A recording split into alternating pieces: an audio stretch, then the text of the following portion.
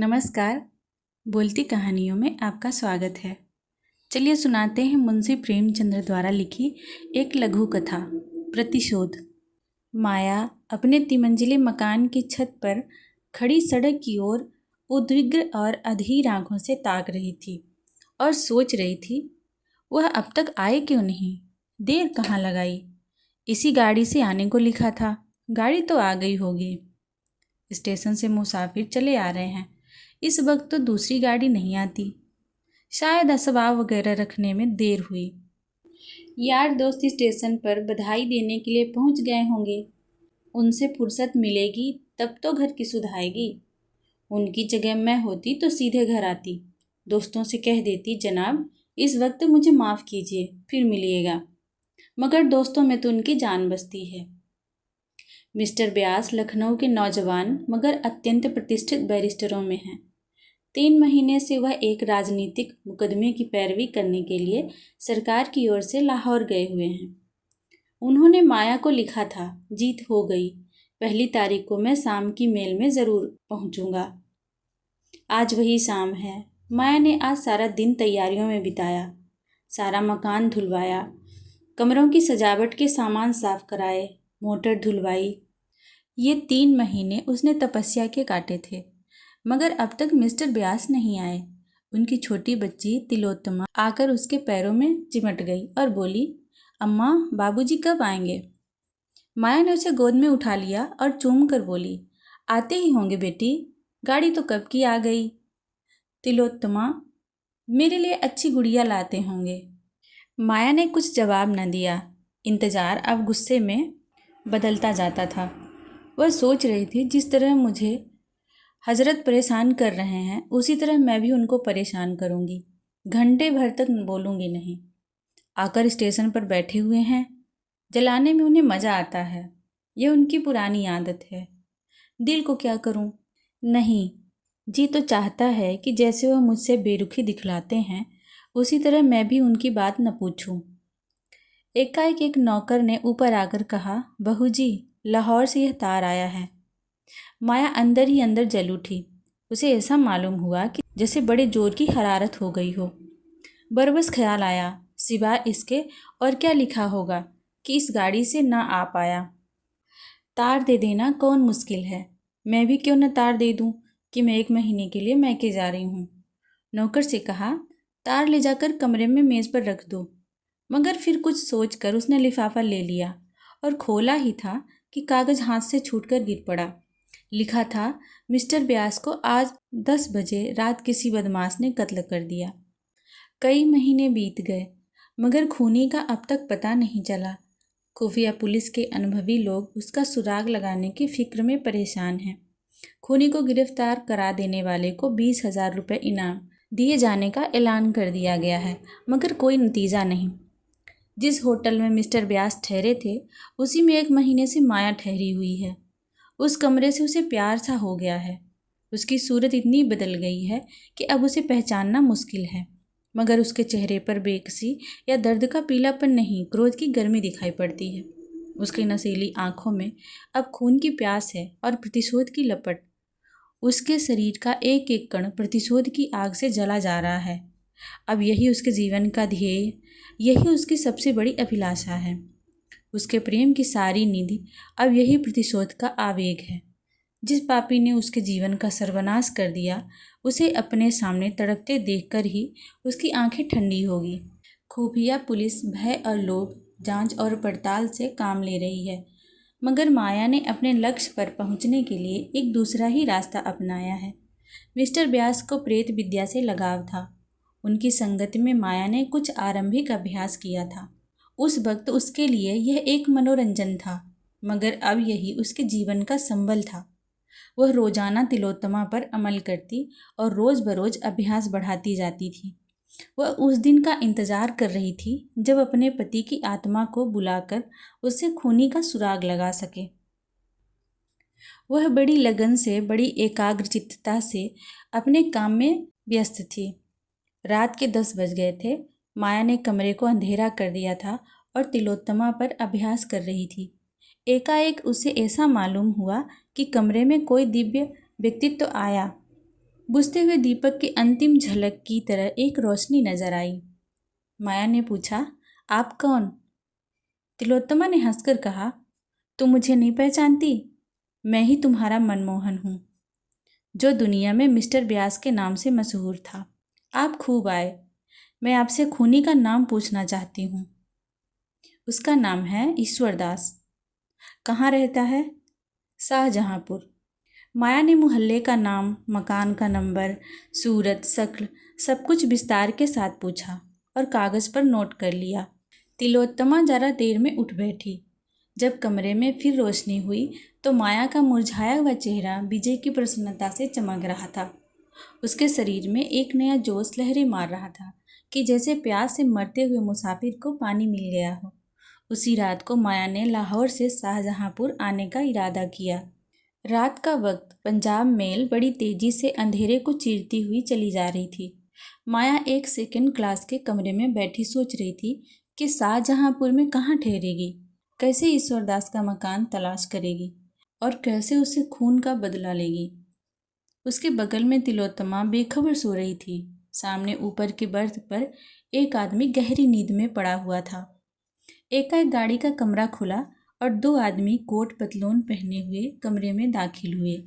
दोनों अंग्रेज थे। एक माया की तरफ बैठा और दूसरा दूसरी तरफ। माया सिमट कर बैठ गई। इन आदमियों को यूं बैठना उसे बहुत बुरा मालूम हुआ। वह कहना चाहती थी, आप लोग दूसरी तरफ बैठें। पर वही औरत जो खून का बदला लेने जा रही थी, सामने यह खतरा देखकर कांप उठी।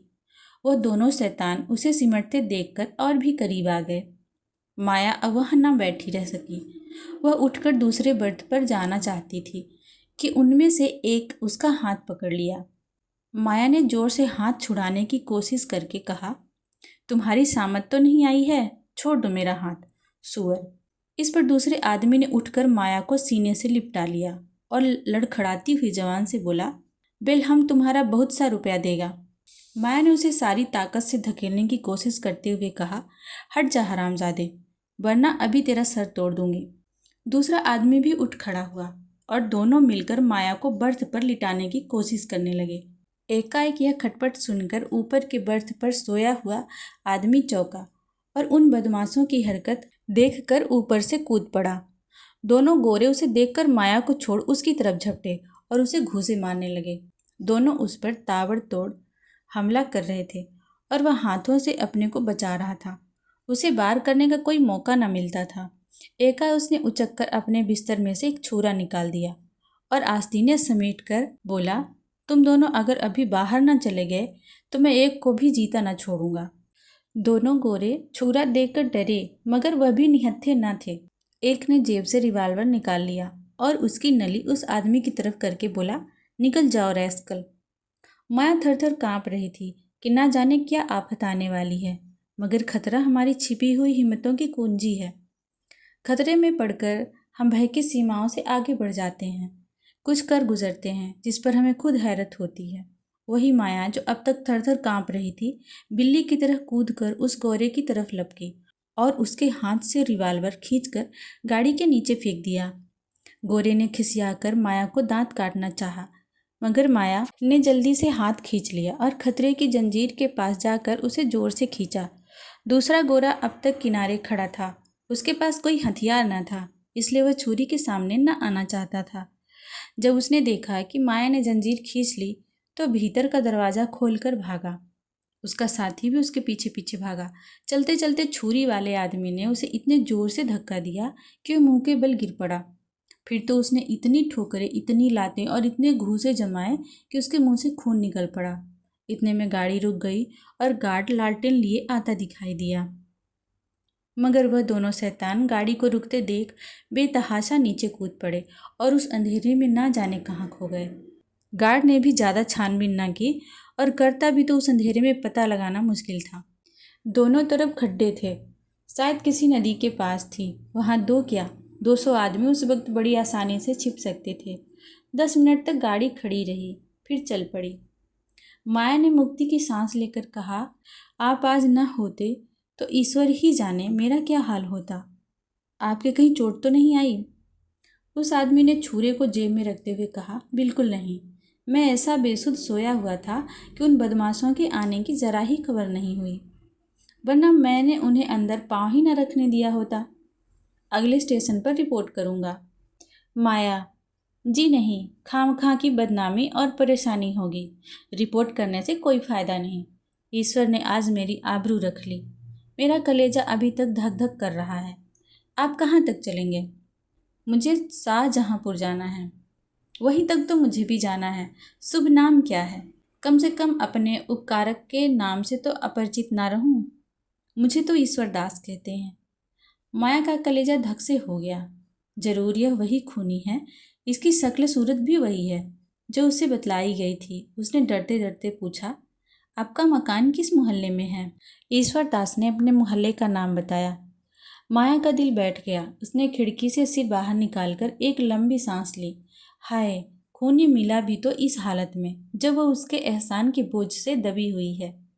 क्या उस आदमी को वह खंजर का निशाना बना सकती है जिसने बगैर किसी परिचय के सिर्फ हमदर्दी के जोश में ऐसे गाढ़े वक्त में उसकी मदद की? जान पर खेल गया। वह एक अजीब उलझन में पड़ गई। उसने उसके चेहरे की तरफ देखा। शराफत झलक रही थी। ऐसा आदमी खून कर सकता है, इसमें उसे संदेह था। ईश्वर दास ने पूछा, आप लाहौर से आ रही हैं ना?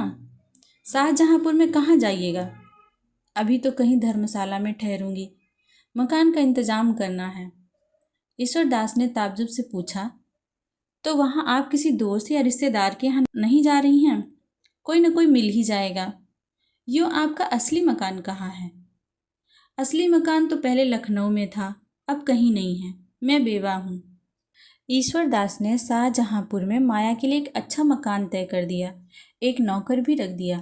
दिन में कई बार हालचाल पूछने आता। माया कितना ही चाहती कि उससे एहसान न ले, उससे घनिष्ठता न पैदा करे, मगर वह इतना नेक, इतना बामुरवत और शरीफ था कि माया मजबूर हो जाती थी। एक दिन वह कई गमले और फर्नीचर लेकर आया। कई खूबसूरत तस्वीरें भी थी। माया ने त्योरिया चढ़ाकर कहा, मुझे साज सामान की बिल्कुल ज़रूरत नहीं है। आप नाहक तकलीफ करते हैं। ईश्वर दास ने इस तरह लज्जित होकर कि जैसे उससे कोई भूल हो गई हो, कहा, मेरे घर में ये चीज़ें बेकार पड़ी थी, लाकर रख दी। मैं इन टीम टाम की चीज़ों का गुलाम नहीं बनना चाहती। ईश्वर दास ने डरते डरते कहा, अगर आपको नागवार हो तो उठवा ले जाऊं। माया ने देखा कि उनकी आंखें भर आई हैं। मजबूर होकर बोली, अब आप ले आए हैं तो रहने दीजिए, मगर आगे से कोई ऐसी चीज़ ना लाइएगा। एक दिन माया का नौकर ना आया। माया ने 8-9 बजे तक उसकी राह देखी। जब अब भी वह न आया तो उसने जूठे बर्तन मांजना शुरू किया। उसे कभी अपने हाथों से चौका बर्तन करने का संयोग ना हुआ था। बार बार अपनी हालत पर रोना आता था। एक दिन वह था कि उसके घर में नौकरों की एक पलटन थी। आज उसे अपने हाथों बर्तन मांजने पड़ रहे थे। तिलोत्तमा दौड़ दौड़ कर बड़े जोश से काम कर रही थी। उसे कोई फिक्र ना थी। अपने हाथों से काम करने का, अपने को उपयोगी साबित करने का ऐसा अच्छा मौका पाकर उसकी खुशी की सीमा न रही। इतने में ईश्वर दास आकर खड़ा हो गया और माया को बर्तन मांजते देखकर बोला, यह आप क्या कर रही हैं? रहने दीजिए, मैं अभी एक आदमी को बुलवाए लाता हूँ। आपने मुझे खबर क्यों नहीं की? राम राम, उठ जाइए वहाँ से। माया ने लापरवाही से कहा, कोई ज़रूरत नहीं, आप तकलीफ़ ना कीजिए, मैं अभी मांजे लेती हूँ। इसकी ज़रूरत भी क्या, मैं 1 मिनट में आता हूँ। नहीं, आप किसी को न लाइए, मैं इतने बर्तन आसानी से धो लूँगी। अच्छा तो लाइए, मैं ही कुछ मदद करूँ। यह कहकर उसने डोल उठा लिया और बाहर से पानी लेने दौड़ा। पानी लाकर उसने मजे हुए बर्तनों को धोना शुरू किया। माया ने उसके हाथ से बर्तन छीनने की कोशिश करके कहा, आप मुझे शर्मिंदा क्यों करते हैं? रहने दीजिए, मैं अभी साफ किए डालती हूँ।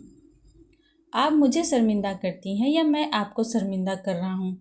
आप यहाँ मुसाफिर हैं, मैं यहाँ का रहने वाला हूँ। मेरा धर्म है कि आपकी सेवा करूँ। आपने एक जाति तो यह की कि मुझे जरा भी खबर न दी, अब दूसरी जाति यह कर रही हैं। मैं इसे बर्दाश्त नहीं कर सकता। ईश्वर दास ने जरा देर में सारे बर्तन साफ करके रख दिए। ऐसा मालूम होता था कि वह ऐसे कामों का आदी है। बर्तन धोकर उसने सारे बर्तन पानी से भर दिए और तब माथे से पसीना पोंछता हुआ बोला, बाजार से कोई चीज़ लानी हो तो बतला दीजिए, मैं अभी ला दूँ। माया, जी नहीं, माफ़ कीजिए, आप अपने घर का रास्ता लीजिए। ईश्वरदास, तिलोत्तमा, आओ आज मैं तुम्हें सैर करा लाऊं। माया, जी नहीं, रहने दीजिए, इस वक्त सैर करने नहीं जाती। माया ने यह शब्द इतने बेरुखी से कहा कि ईश्वरदास का मुंह उतर गया। उसने दोबारा कुछ न कहा, चुपके से चला गया। उसके जाने के बाद माया ने सोचा, मैंने उसके साथ कितनी बेमुरौवती की। रेलगाड़ी की उस दुखद घटना के बाद उसके दिलों में बराबर प्रतिशोध और मनुष्यता में लड़ाई छिड़ी हुई थी। अगर ईश्वरदास उस मौके पर स्वर्ग के एक दूत की तरह न आ जाता तो आज उसकी क्या हालत होती। यह ख्याल करके उसके रोए खड़े हो जाते थे और ईश्वरदास के लिए उसके दिल की गहराइयों से कृतज्ञता के शब्द निकलते। क्या अपने ऊपर इतना बड़ा एहसान करने वाले के खून से अपने हाथ रंगेगी? लेकिन उसी के हाथों से उसे यह मनहूस दिन भी तो देखना पड़ा। उसी के कारण तो उसने रेल का वह सफ़र किया था, वरना वह अकेले बिना किसी दोस्त या मददगार के सफ़र ही क्यों करती। उसी कारण तो आज वह वैधव्य की विपत्तियां झेल रही है और सारी उम्र झेलेगी। इन बातों का ख्याल करके उसकी आंखें लाल हो जाती, मुंह से एक गर्म आह निकल जाती और जी चाहता कि इसी वक्त कटार लेकर चल पड़े और उसका काम तमाम कर दें। आज माया ने अंतिम निश्चय कर लिया। उसने ईश्वर दास की दावत की थी, यह उसकी आखिरी दावत होगी। ईश्वर दास ने उस पर एहसान ज़रूर किए हैं, लेकिन दुनिया में कोई एहसान, कोई नेकी उस शोक के दाग को मिटा सकती है। रात के 9 बजे ईश्वर दास आया तो माया ने अपनी वाणी में प्रेम का आवेग भरकर कहा, बैठिए, आपके लिए गरम गरम पूड़ियाँ निकाल दूँ। ईश्वर दास, क्या अभी तक आप मेरे इंतज़ार में बैठी हुई हैं? नाहक गर्मी में परेशान हुई माया ने थाली परसकर उसके सामने रखते हुए कहा, मैं खाना पकाना नहीं जानती। अगर कोई चीज़ अच्छी ना लगे तो माफ़ कीजिएगा। ईश्वर दास ने खूब तारीफ करके एक एक चीज़ खाई। ऐसी स्वादिष्ट चीज़ें उसने अपनी उम्र में कभी ना खाई थी। आप तो कहती थी कि मैं खाना पकाना नहीं जानती, तो क्या मैं गलत कहती थी? बिल्कुल गलत। आपने खुद अपनी गलती साबित कर दी। ऐसे खस्ते मैंने ज़िंदगी में भी कभी ना खाए। आप मुझे बनाते हैं, अच्छा साहब बना लीजिए। नहीं, मैं बनाता नहीं, बिल्कुल सच कहता हूँ। किस किस चीज़ की तारीफ करूँ? चाहता हूँ कि कोई ऐब निकालूं, लेकिन सूझता ही नहीं। अब कि मैं अपने दोस्तों की दावत करूँगा तो आपको एक दिन तकलीफ दूंगा। हाँ, शौक से कीजिए, मैं हाजिर हूँ। खाते खाते 10 बज गए। तिलोत्तमा सो गई। गली में भी सन्नाटा हो गया। ईश्वरदास चलने को तैयार हुआ तो माया बोली, क्या आप चले जाएंगे? क्यों ना आज यहीं सो रहिए। मुझे कुछ डर लग रहा है। आप बाहर के कमरे में सो रहिएगा, मैं अंदर आंगन में सो रहूंगी। ईश्वरदास ने क्षण भर सोचकर कहा, अच्छी बात है। आपने पहले कभी ना कहा कि आपको इस घर में डर लगता है, वरना मैं किसी भरोसे की बुढ़ी औरत को रात को सोने के लिए ठीक कर देता। ईश्वरदास ने तो कमरे में आसन जमाया। माया अंदर खाना खाने गई, लेकिन आज उसके गले के नीचे एक कौर भी न उतर सका। उसका दिल जोर जोर से धड़क रहा था। दिल पर एक डर सा छाया हुआ था, ईश्वरदास कहीं जाग पड़ा तो उसे उस वक्त कितनी शर्मिंदगी होगी। माया ने कटार को खूब तेज कर रखा था। आज दिन भर उसे हाथ में लेकर अभ्यास किया। वह इस तरह बार करेगी कि खाली ही न जाए। अगर ईश्वरदास जाग ही पड़ा तो जानलेवा घाव लगेगा। जब आधी रात हो गई और ईश्वरदास के खर्राटों की आवाज़ें कानों में आने लगी तो माया कटार लेकर उठी, पर उसका सारा शरीर कांप रहा था। भय और संकल्प, आकर्षण और घृणा एक साथ कभी उसे एक कदम आगे बढ़ा देती, कभी पीछे हटा देती। ऐसा मालूम होता था कि जैसे सारा मकान, सारा आसमान चक्कर खा रहा है। कमरे की हर एक चीज़ घूमती हुई नजर आ रही थी। मगर एक क्षण में यह बेचैनी दूर हो गई और दिल पर डर सा छा गया। वह दबे पांव ईश्वरदास के कमरे तक आई, फिर उसके कदम वहीं जम गए। उसकी आंखों से आंसू बहने लगे। आह, मैं कितनी कमज़ोर हूँ।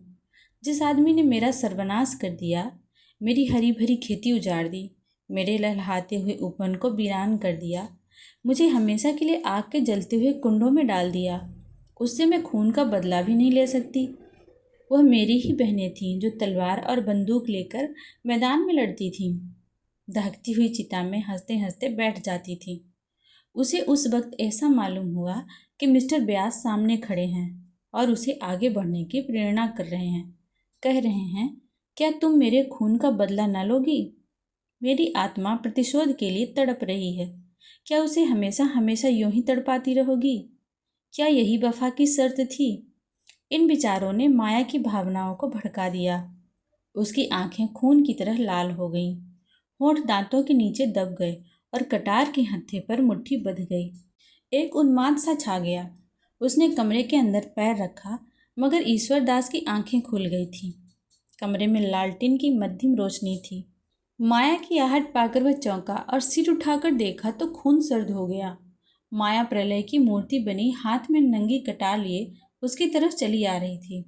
वह चारपाई से उठकर खड़ा हो गया और घबराकर बोला, क्या है बहन, यह कटार क्यों लिए हुए हो?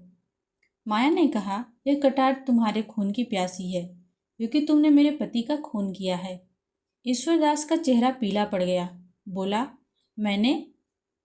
हाँ, तुम्ही ने लाहौर में मेरे पति की हत्या की, जब वे एक मुकदमे की पैरवी करने गए थे। क्या तुम इससे इनकार कर सकते हो? मेरे पति की आत्मा ने खुद तुम्हारा पता बतलाया है। तो तुम मिस्टर व्यास की बीवी हो? हाँ, मैं उसकी बदनसीब बीवी हूँ और तुम मेरा सुहाग लूटने वाले हो। जो तुमने मेरे ऊपर एहसान किए हैं, लेकिन उन एहसानों से मेरे दिल की आग नहीं बुझ सकती, वह तुम्हारी खून से ही बुझेगी। ईश्वरदास ने माया की ओर याचना भरी आंखों से देखकर कहा, अगर आपका यही फैसला है तो लीजिए, यह सर हाजिर है। अगर मेरे खून से आपके दिल की आग बुझ जाए तो मैं खुद उसे आपके कदमों पर गिरा दूंगा। लेकिन जिस तरह आप मेरे खून से अपनी तलवार की प्यास बुझाना अपना धर्म समझती हैं, उसी तरह मैंने भी मिस्टर व्यास को कत्ल करना अपना धर्म समझा। आपको मालूम है, वह एक राजनीतिक मुकदमे की पैरवी करने लाहौर गए थे, लेकिन मिस्टर व्यास ने जिस तरह अपनी ऊंची कानूनी लियाकत का इस्तेमाल किया, पुलिस को झूठी सहायतों के तैयार करने में जिस तरह मदद दी, जिस बेरहमी और बेदर्दी से बेकस और ज़्यादा बेगुनाह नौजवानों को तबाह किया, उसे मैं सह ना सकता था। उन दिनों अदालत में तमाशाइयों की बेइंतहा भीड़ रहती थी। सभी अदालत से मिस्टर व्यास को कोसते हुए जाते थे। मैं तो मुकदमे की हकीकत को जानता था, इसीलिए मेरी अंतरात्मा सिर्फ कोसने और गालियां देने से शांत ना हो सकती थी। मैं आपसे क्या कहूँ? मिस्टर व्यास ने आंखें खोलकर समझ-बूझकर झूठ को सच साबित किया और कितने ही घरानों को बेचिराग कर दिया।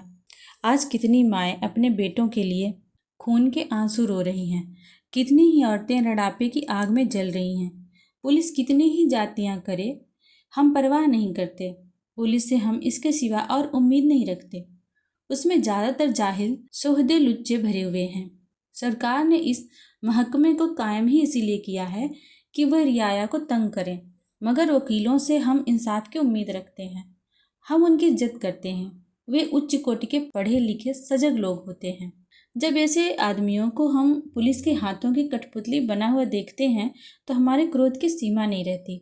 मैं मिस्टर व्यास का प्रशंसक था, मगर जब मैंने उन्हें बेगुनाह मुलजिमों से जबरन जुर्म का इकबाल कराते देखा तो मुझे उनसे नफरत हो गई। गरीब मुस्लिम रात दिन भर उल्टे लटकाए जाते थे, सिर्फ इसलिए कि वह अपना जुर्म इकबाल कर लें, जो उन्होंने कभी नहीं किया। उनकी नाक में लाल मिर्च का धुआं डाला जाता था। मिस्टर व्यास यह सारी जातियां सिर्फ अपनी आंखों से देखते ही नहीं थे, बल्कि उन्हीं के इशारों पर यह सब होता था। माया के चेहरे की कठोरता जाती रही। उसकी जगह जायज गुस्से की गर्मी पैदा हुई। बोली, इसका आपके पास कोई सबूत है कि उन मुस्लिमों पर ऐसी सख्तियां की? यह सारी बातें आमतौर पर मशहूर थी, लाहौर का बच्चा बच्चा जानता है। मैंने खुद अपनी आंखों से देखी, इसके सिवा मैं और क्या सबूत दे सकता हूँ? उन बेचारों का बस इतना कसूर था कि वह हिंदुस्तान के सच्चे दोस्त थे। अपना सारा वक्त प्रजा की शिक्षा और सेवा में खर्च करते थे, भूखे रहते थे, प्रजा पर पुलिस हुक्काम की सख्तियां ना होने देते थे। यही उनका गुनाह था और इसी गुनाह की सजा दिलाने में मिस्टर व्यास पुलिस के दाहिने हाथ बने हुए थे। माया के हाथ से खंजर गिर पड़ा। उसकी आंखों में आंसू भर आए। बोली, मुझे ना मालूम था कि वे ऐसी हरकतें भी कर सकते हैं। ईश्वर दास ने कहा, यह ना समझिए कि मैं आपकी तलवार से डरकर वकील साहब पर झूठे इल्ज़ाम लगा रहा हूँ। मैंने कभी ज़िंदगी की परवाह नहीं की। मेरे लिए कौन रोने वाला बैठा हुआ है जिसके लिए ज़िंदगी की परवाह करूं? अगर आप समझती हैं कि मैंने अनुचित हत्या की तो आप इस तलवार को उठाकर इस ज़िंदगी को ख़त्म कर दीजिए। मैं ज़रा भी न झिझकूंगा। अगर आप तलवार ना उठा सकें तो पुलिस को खबर कर दीजिए। वह बड़ी आसानी से मुझे दुनिया से रुखसत कर सकती है। सबूत मिल जाना मुश्किल न होगा। मैं खुद पुलिस के सामने जुर्म का इकबाल कर लेता, मगर मैं इसे जुर्म नहीं समझता। अगर एक जान से सैकड़ों जानें बच जाएं तो खून नहीं है। मैं सिर्फ इसलिए जिंदा रहना चाहता हूँ कि शायद किसी ऐसे ही मौके पर मेरी फिर ज़रूरत पड़े। माया ने रोते हुए कहा, अगर तुम्हारा बयान सही है तो मैं अपना खून माफ़ करती हूँ। तुमने जो किया या बेजा किया इसका फैसला ईश्वर करेंगे। तुमसे मेरी प्रार्थना है कि मेरे पति के हाथों जो घर तबाह हुए हैं उनका मुझे पता बतला दो। शायद मैं उनकी कुछ सेवा कर सकूं। कहानी में अंत तक बने रहने के लिए धन्यवाद।